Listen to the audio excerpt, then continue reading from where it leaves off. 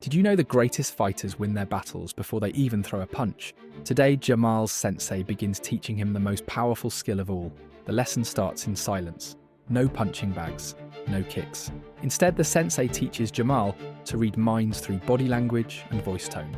Watch how someone stands. Listen to how their voice changes. Feel their energy shift. Jamal practices on everyone at the orphanage.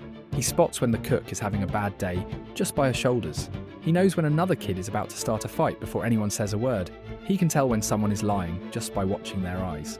The sensei explains that legendary warriors throughout history understood human nature itself. They read their opponent's fears and weaknesses like an open book. Soon, Jamal becomes the peacemaker at the orphanage. He stops arguments before they explode. He knows what people really need without them saying it. His mind grows as sharp as his fists. True martial arts mastery isn't just about fighting, it's about understanding the human heart.